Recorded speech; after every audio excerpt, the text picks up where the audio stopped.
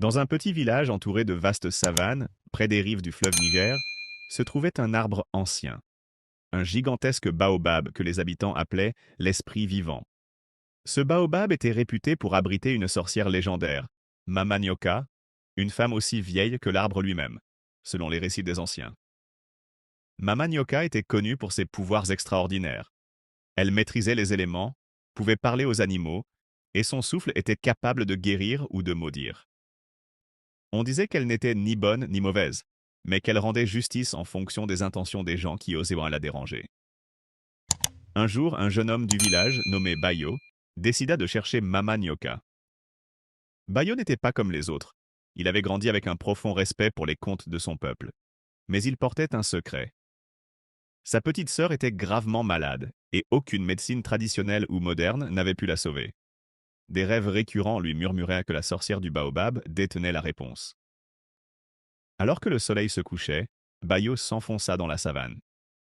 Le grand baobab se dressait, imposant, ses racines semblant sortir de la terre comme les griffes d'une bête. Une brise mystérieuse soufflait, et il entendit une voix douce mais effrayante. Pourquoi viens-tu me déranger, enfant? Bayo, tremblant, expliqua sa quête avec humilité. Il parle de sa sœur et de son amour pour elle, promettant qu'il ferait tout pour la sauver. Mama Nyoka apparut, enveloppée dans un voile de fumée bleutée. Ses yeux brillaient comme deux étoiles dans l'obscurité. La vie et la mort sont les fils d'un même tissu, Bayo. Sauver ta sœur a un prix. Es-tu prête à payer? Bayo hocha la tête sans hésitation.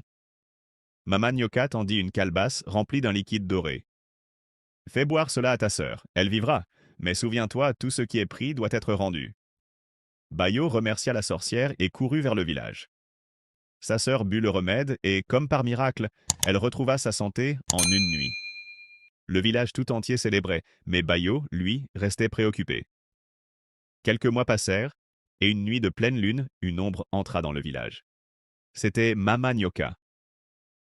Bayo, il est temps de payer. Le jeune homme, pris de peur, supplia de savoir ce qu'elle voulait. Je ne veux ni ton sang ni ta vie. Je veux ton cœur, ton courage.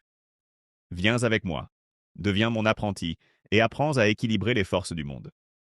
Ainsi, Bayo quitta son village pour vivre avec Mama Nyoka sous le baobab. Il apprit la magie, la sagesse des anciens, et le pouvoir de guérir autant que de punir.